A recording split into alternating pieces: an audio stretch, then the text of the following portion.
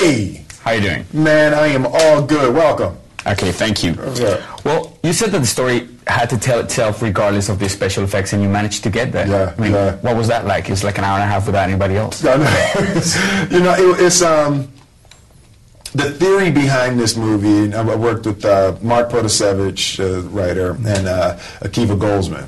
Akiva, he wrote Beautiful Mind, and you know, we were posing a question. Okay, the big movies come out in the summer, but the good movies come out in the fall. Why are people separating the big movies from the good movies? So we looked at it as the big movies are a concept. They're about an idea, and then the good movies are about a person. Right? So what we were trying to do is figure out how to blend the blockbuster package with a, you know, colorful, powerful, dramatic performance at the center of it. So, you know, I think we were successful. I love it, but I'm really close to it. So I'm really interested to see how people feel and how people react on the world scale. I also read in an article that you said, well, that you were because you got everything your way. I know. But it is. Yeah. I mean, what was it like to get into the whole creative stuff, not only acting but writing, producing? Yeah. You know, I think that it's a real team effort to make movies. Like this type of movie, there literally might be 10,000 people who worked on this movie, and at the end of the day, you know, there's 1,000 people doing special effects. You know, just the special effects department. You know, so it's a team effort that I love being able to be a part of it and interact with great minds, and I think that we can all achieve a higher level of artistic quality by understanding each other's jobs. You know, and for me, this was an educational experience of really, truly understanding all of the different levels of filmmaking. Okay, now that you talk about education, I was with a friend of yours like a couple of weeks ago, Gunter Pulley, and he tells me that he says that what really interests you now is education, that you're getting through this whole stuff. Absolutely. Now, and you're developing a school here in LA for kids. What's that like?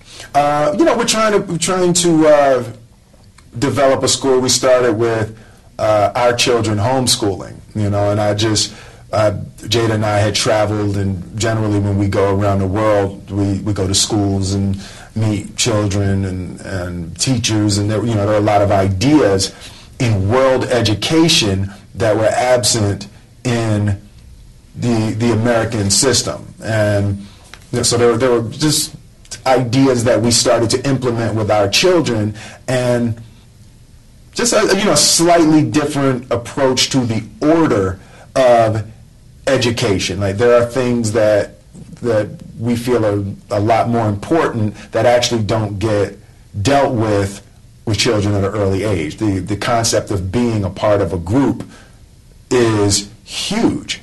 It's like we are right now, the only reason we're here is to help each other's survival, right? Okay. I'm trying to give you a great interview, and you are. So when you take it back, that you'll get a promotion, and then you are helping me to sell my movie. So this interaction is the central interaction of both of our lives right now. Yet, I wasn't trained for this in school. I wasn't trained that when I sit down and we have cameramen and we have all of these people, I'm affecting these people's survival. You know, they're affecting my survival. And so, those ideas, I think, are much more important ideas to be instilled at an earlier age. Your connection to everybody and everything on earth as a means of advancing your possibility for having the life you desire. Well, that is really interesting. Mm-hmm. I just want to talk about this group and how it affects. What was it like, I mean, Faith or whatever, but what was it like working with Elise Braga? I mean, this is a Latin American interview, so that really caught my attention. I love her. She in the film for me, she just always represented the light in the darkness. You know, the idea that you have nothing if you do not hope that tomorrow is better than today. If you cannot find a reason to hope for the possibilities of tomorrow, that's equivalent to death. You know, and the idea that Robert Neville is essentially the Walking Dead. And I just always loved that her youthful energy and her character's belief in God no matter what. Everything has to happen for a reason. I have to have a purpose. And that connection to me is so primal and so base human. And she and I being the yin and yang of hope and fear. Okay, that sounds really interesting. What about, I mean, they tell me that you speak Spanish. Is that true? Un poquito. Un poquito? No hablo. Hablo un poquito, pero no entiendo mucho. Okay, would you care to invite the people in Latin America to go see I Am Legend? Creo que mi película es muy inteligente y creo que la gente del mundo, como se dice, are gonna love it. Les va a encantar. Sí. Thank you so much. Okay. Robert, the author, Robert Manifest, he said you were perfect for the part. I mean, that's like a huge responsibility. Yes. You're doing not the remake of a movie, but the adaptation of a novel. But yet, Charlton Heston was here before that. Well, I mean, what was that like? You know, to me, it was so hugely important. Same thing with Ali and with The Pursuit of Happiness. To me, I looked at I Am Legend in that same way. This is someone's seminal work. And, Mr. Matheson was really open and helpful through the whole process. So when he gave us the thumbs up, I was cool. You know, it was that same thing. It's like, I don't care what anybody else says. You created this work. I need you to love it. Okay, and I'm a huge music buff, and Bob Marley. I mean, that scene. Not only is the kid named Marley, but the scene about how it injects hopes. I mean, that does play a big part in a way, doesn't it?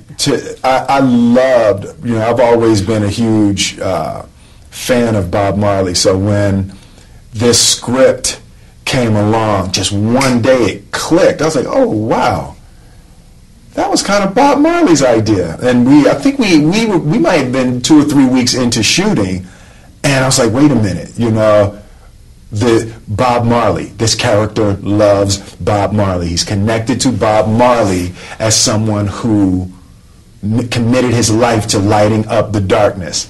And it was perfect. And it came, Akiva went through and laid it out in the script, and it's just one of those perfect, beautiful concepts and ideas, and a person who represented that unyielding commitment to lighten up the darkness.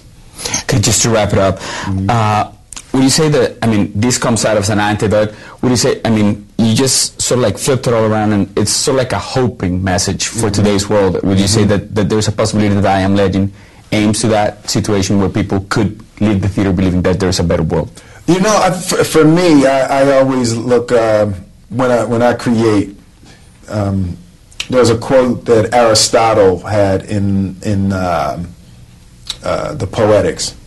He said that historically humankind has looked to science, religion, philosophy, and art for the answer to the question, how should a human being lead his life?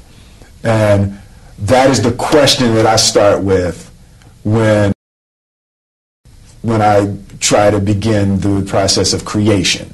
How should a human being lead his life? So I'm always looking for the symbols and ideas and concepts that lend some comprehension to this bizarre journey of humanity that we're on. So there's some sneaky ideas that we have going in I Am Legend. So I'm interested to see what people pull out of it. I don't want to put mine on it. Well, thank you so much, sir.